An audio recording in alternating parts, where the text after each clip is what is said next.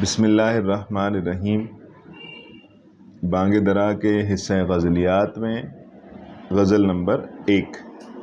یہ شارٹ غزل تھی، چھوٹی تھی، اس کے اندر 4 اشعار ہیں، تو اس کو ہم نے پہلے، کیونکہ ہم یہ چاہتے تھے کہ فل فلیج جو لیکچر ہے 40-50 منٹ والا، اس کے اندر اس کو نہ کریں، جب ہمارے پاس شارٹ ٹائم ہو تو تب ہم اس کو کریں۔ تو علامہ اقبال فرماتے ہیں، زندگی انسان کی ایک دم کے سوا کچھ بھی نہیں۔ یہ جو زندگی ہے، اس کی مثال ایسے ہے جیسے سانس آنا۔ ایک دفعہ سانس آتا ہے اور دوسری دفعہ شاید نہیں آئے گا اور زندگی ختم ہو جائے گی۔ زندگی انسان کی ایک دم کے سوا کچھ بھی نہیں۔ اب دم کیا ہے؟ دم کو ایکسپلین کرتے ہیں۔ دم ہوا کی موج ہے، ایک لہر کی طرح ہے۔ یہ جو سانس آ جا رہا ہے،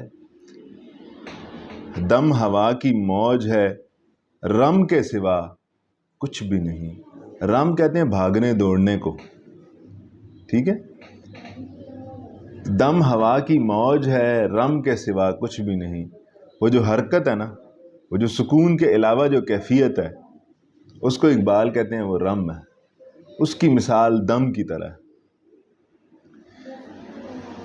دم کی مثال ہوا کی موج کی طرح آتی ہے اور چلی جاتی ہے، یعنی کہ آپ کے پاس جو وقت ہے وہ بہت زیادہ محدود ہے، یعنی کہ آپ کی زندگی ایک سانس کی طرح ہے، اور سانس نے آنا ہے تو ڈیفینیٹلی اس نے جانا ہے۔ گل تبسم کہہ رہا تھا زندگانی کو، مگر پھول نے زندگی کو کہا کہ یہ مسکرانے کی طرح ہے۔ It is like a smile. گل تبسم کہہ رہا تھا زندگانی کو، مگر شمع بولی گریہ غم کے سوا کچھ بھی نہیں۔ یعنی کہ اٹ ڈپینڈز کہ اصل کانٹینٹ کیا ہے، اٹ ڈپینڈز کہ چیزوں کے اندر کیا ہے، اٹ ڈپینڈز کہ آپ کے دل میں کیا ہے۔ یعنی کہ آپ نے گل بننا ہے، آپ نے شمع بننا ہے، آپ نے کیا بننا ہے، اس سارے کے سارے کا ڈپینڈنسی آپ کی ذات کے اوپر ہے۔ جس کی جیسی ذات ہوگی، جو جس طرح کا ہوگا، ویسا وہ خیال رکھے گا، ویسا وہ آؤٹ پٹ لے کے آئے گا، ویسا وہ تھاٹ لے کے آئے گا۔ گل تبسم کہہ رہا تھا زندگانی کو، مگر پھول نے کہا کہ زندگی مسکرانے کی طرح ہے۔ یعنی جس کا جو ایکسپیرینس ہوتا ہے، جس کا جو تجربہ ہوتا ہے، اس تجربے کے مطابق وہ بات کر رہا ہوتا ہے۔ شمع بولی گریہ غم کے سوا کچھ بھی نہیں۔ گریہ، غم کا گریہ کرنے کے علاوہ، یعنی کہ وہ جو شمع جلتی ہے وہ ایسے جلتی ہے جیسے آنسو بہا رہی ہو۔ گریہ غم کے سوا کچھ بھی نہیں۔ زندگی صرف اور صرف غم ہی غم ہے۔ تو جس کو فکر ہوگی، جس کو کوئی سوز لاحق ہوگا، وہ شمع کی طرح سوچے گا، اور جو دنیا کی محبت میں، دنیا کی لذت میں پڑ جائے گا، وہ گل کی طرح سوچے گا۔ راز ہستی راز ہے زندگی۔ راز ہستی راز ہے جب تک کوئی محرم نہ ہو۔ جب تک یہ کھلا نہیں نا، محرم کہتے ہیں جاننے والے کو، جو جس کے پاس انفارمیشن موجود ہے، راز آگاہ جو ہے، جس کے اوپر راز کھلا ہوا ہے۔ راز ہستی راز ہے جب تک کوئی محرم نہ ہو، جب تک پتہ نہ چلے، جب تک آگہی نہ ہو، تب تک تو راز ہے۔ بلکہ اس پوری غزل میں نا، یہ شعر مجھے ایسے لگتا ہے کہ سب سے زیادہ خوبصورت ہے، مجھے اچھا لگتا ہے۔ کھل گیا جس دم تو محرم کے سوا کچھ بھی نہیں۔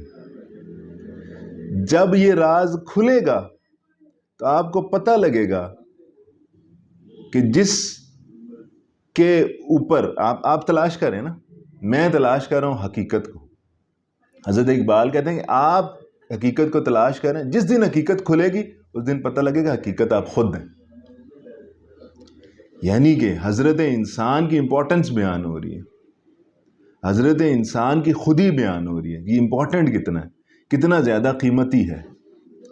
شعر دوبارہ دیکھیے گا. راز ہستی راز ہے جب تک کوئی محرم نہ ہو، راز ہے جب تک کسی کو پتہ نہ چلے، اب کھل گیا جس دم تو محرم کے سوا کچھ بھی نہیں.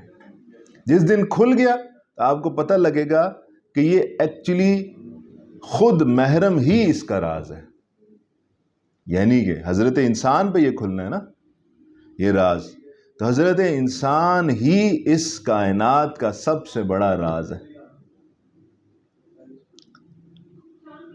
زائران کعبہ سے اقبال یہ پوچھے کوئی، زائران کعبہ سے اقبال یہ پوچھے کوئی، کیا حرم کا تحفہ زمزم کے سوا کچھ بھی نہیں. حضرت اقبال یہ آپ سمجھے سٹائر بھی ہے. زائران جو کعبہ سے آ رہے ہیں لوگ واپس، کیا انہیں کوئی تقویٰ، کوئی اللہ کی محبت، کوئی اس کے ساتھ تعلق، کوئی دل کی صفائی، کوئی تزکیہ، کوئی مخلوق خدا کی محبت، اللہ کے نبی کی سنتوں کے اوپر عمل، ان کے ساتھ کنیکٹیوٹی، کیا وہاں سے یہ لے کے نہیں آنا چاہیے؟ آپ کیا لے کے آتے ہیں؟ آپ لے کے آتے ہیں کھجوریں اور پانی.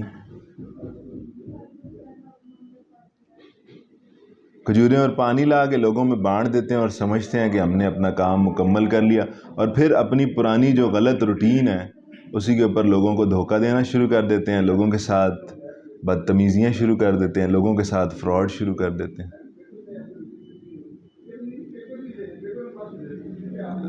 آج سے کوئی 1 مہینہ قبل 2-3 صاحبان حج کر کے واپس آئے اور ہم ایک جگہ پہ بیٹھے ہوئے تھے. نہ میں لوگوں کا نام لے سکتا ہوں، نہ جگہ آپ کو بتا سکتا ہوں، لیکن واقعہ سنا سکتا ہوں. 3 لوگ آتے ہیں، حج کر کے آئے ہیں. ان کا چوتھا دوست جس سے وہ ملنے کے لیے آئے تھے حج کے بعد، ان کے چوتھے دوست نے کہا اب آپ حج کر رہے ہیں، اب آپ نے، میں وہی لفظ ریپیٹ کر رہا ہوں اس وجہ سے تھوڑا سا وہ بھی ہو، انہوں نے کہا اب لوگوں کو ٹیکے لگانا چھوڑ دیں. انہوں نے کہا سب کچھ ہو سکتا ہے لیکن ٹیکے لگانا نہیں ہم چھوڑ سکتے. پھر جئیں گے کیسے؟ پھر کام کس طرح کریں گے؟